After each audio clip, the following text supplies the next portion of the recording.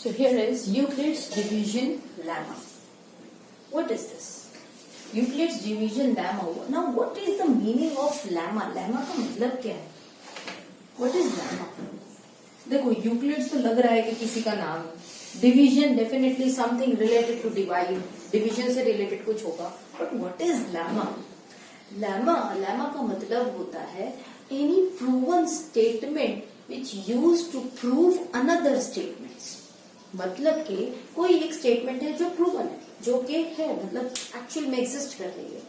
अब उस रिलेशंस को या उस स्टेटमेंट को यूज करते हुए आप अगली स्टेटमेंट्स को प्रूव करते हैं. इसका एग्जाम्पल एक जनरल सा एग्जाम्पल्स की बात करते हैं. Okay, let's we say that you are in class 10th. ये प्रूवन स्टेटमेंट है.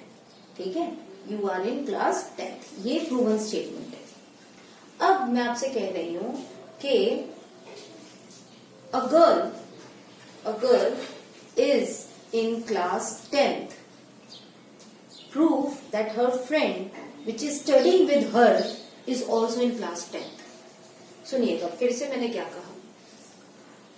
आप क्लास 10th में हैं, ठीक है, आप क्लास 10th में पढ़ रहे हैं. ऑलराइट, ये प्रूवन स्टेटमेंट है. अब मैंने एक स्टेटमेंट और दे रही हूँ जिसे आपको प्रूव करना है. क्या प्रूव करना है? कि आपका एक फ्रेंड है जो आपके साथ में पढ़ता है, तो आपको प्रूव ये करना है कि वो भी क्लास 10th में है. गेटिंग? एक प्रूवन स्टेटमेंट से आपने दूसरी स्टेटमेंट्स को प्रूव करनी है कि ये भी हाँ yes of course she is also और he is also in the standard 10th. Right? तो डिवीजन से रिलेटेड कुछ एक प्रूवन स्टेटमेंट दी यूक्लिड्स ने. Mathematician, he is the great mathematician, and that lemma is very useful to find the HCF. इसका application क्या है? HCF निकालना, हाईएस्ट कॉमन फैक्टर निकालने के लिए. इनफैक्ट अगर मैं आपको बता दूं कि ये नाम तो बड़ा न्यू सा लग रहा है, but let me tell you, you have been gone through with this. इस चीज को आपने पढ़ा है in the class of 6th class से आप लोग ये पढ़ना शुरू कर चुके होते हो. ये सब 6th क्लास में आप ये पढ़ चुके होते हो. What is this? बस हमने नाम चेंज कर दिया, लेकिन ये स्टेटमेंट और इसका application you have already done. Alright, but before going to the application, let's see what actually the Euclid's division lemma is. ठीक है, चलो. I'm taking some numbers. For example, I'm taking one example as 14 divided by 3. क्योंकि division की बात हो रही है तो definitely. Second, I'm taking example as let's say 19 divided by 3. Okay, I'm taking one more example over here. Let's say 21 divided by 3. Okay, I have taken 3 examples over here.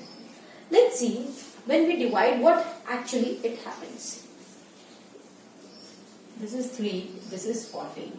Now I have to say the table of 3 so that I can get either 14 or less than 14. 14 या 14 से less हमें मिलना चाहिए. So we know it is 12 and it comes for 4 times. So 3 4s are 12. Now how much I am getting as a remainder? 2. Okay? Alright. Let's see now this question. 3 over here, 19 over here. I have to take the table of 3 in such a way that I should get 19 or below 19. So it is 18, and how much it comes for 6 times. So 3 6 are 18. How much I am getting? 1. Good. Sure. Next, 21 divided by 3. Sorry. So 21 comes into the table of 3, of course, by 7 times. Now what I am getting as a remainder? 0. I have took 3 examples. Now I'm taking a random examples. अब कोई भी एक random examples ले लेते हैं और उसे हम 3 से ही divide करेंगे. Okay, let's see. I'm taking 25 divided by 3, or if I'm taking, let's say 30 divided or 33 divided by 3, 33 divided by 3, or if I'm taking, let's say 29 divided by 3. I have taken some random examples. आप ऐसी कोई भी examples ले लो जिसको आप 3 से divide करना चाह रहे हो.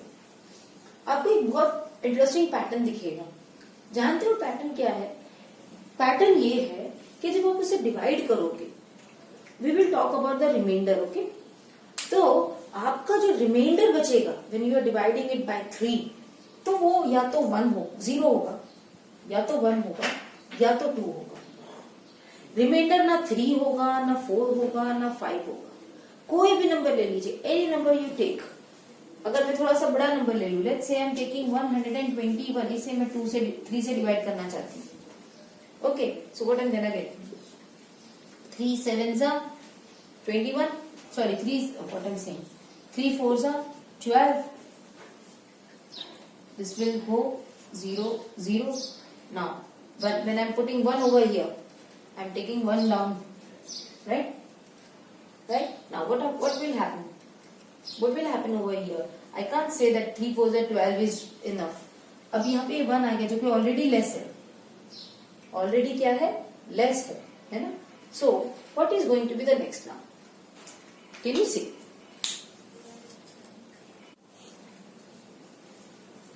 What we gonna do?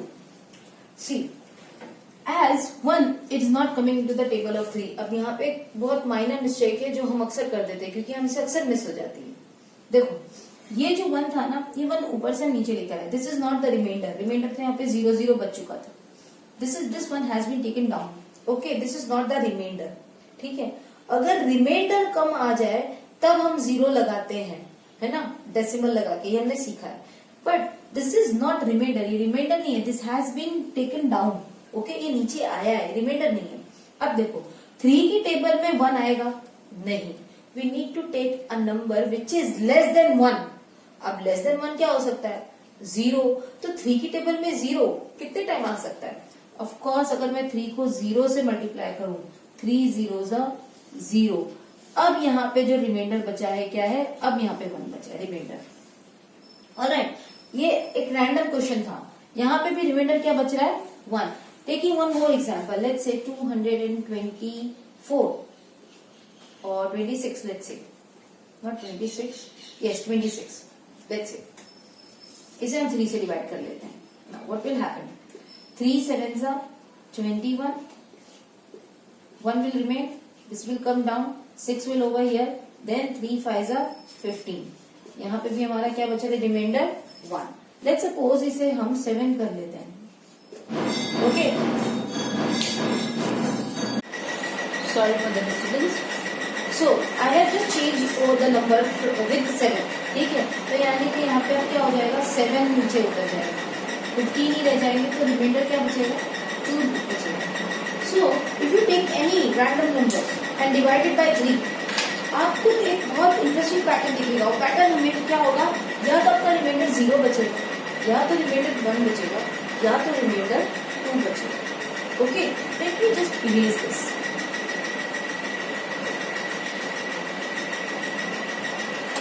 Okay, अब यहाँ पे ध्यान से देखिए. हमारे पास में हमने 3 एग्जाम्पल्स देखे. एक लिया हमने 14 डिवाइडेड बाय 3.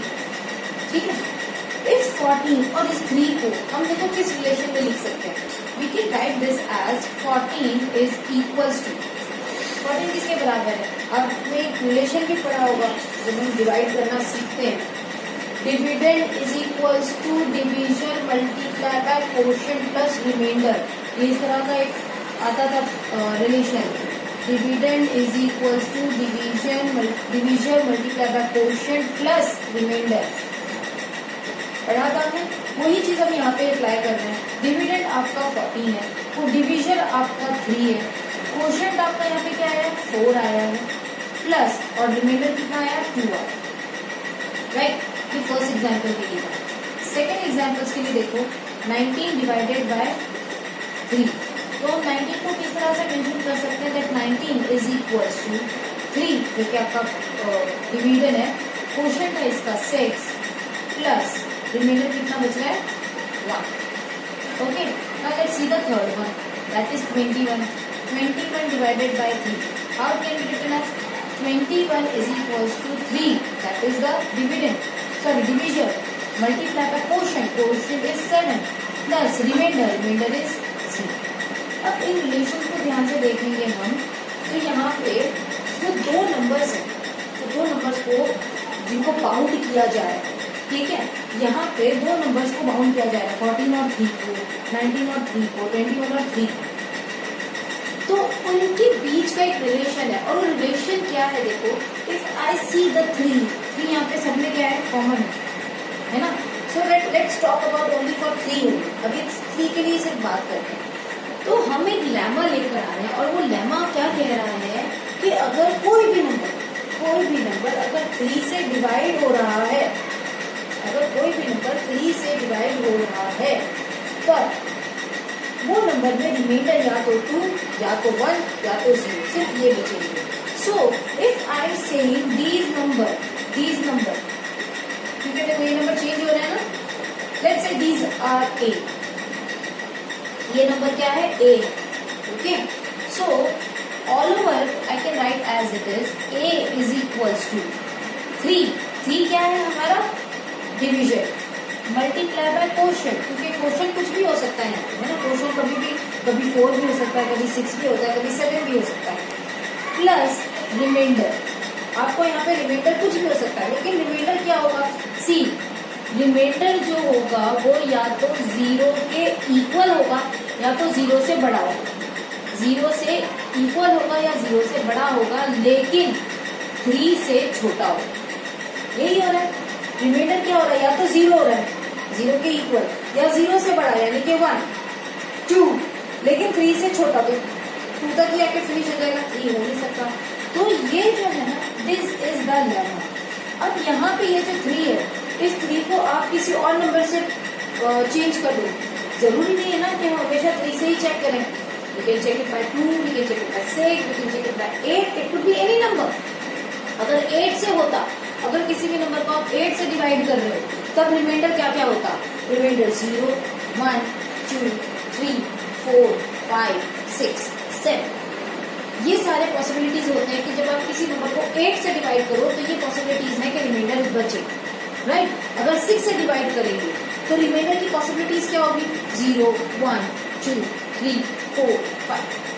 Got it. तो यानी कि यहाँ पे जो भी नंबर हो, तो इससे हम एक चीज और डिराइव कर रहे हैं, that A could be any number. अगर मुझे किसी दो नंबर्स के बीच में रिलेशन बताना है, ए एंड बी, ठीक है, ए आपका डिविडेंड है और बी आपका डिविजर है, तो उसका रिलेशन किस तरह से है, A is equals to B into Q plus are.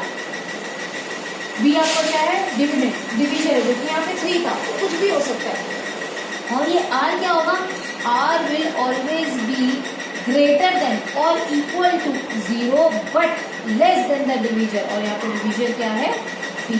तो ये जो रिलेशन है आपका, ये रिलेशन कहलाता है यूक्लिड्स डिवीजन लेमा।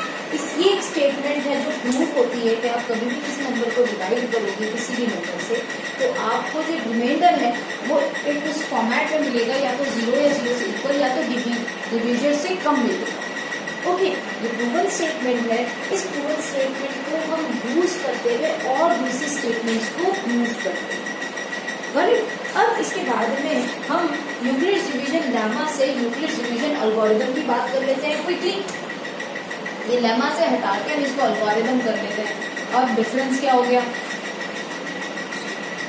जब हम लेमा की बात करते हैं, as I said it's a proven statement to prove another statements. एक प्रूवन स्टेटमेंट को और दूसरी स्टेटमेंट्स को प्रूव करने के लिए यूज की जाती है। जैसे हमने एक स्टेटमेंट प्रूव की, इस स्टेटमेंट से हम बहुत सारी स्टेटमेंट्स और प्रूव कर सकते हैं, राइट।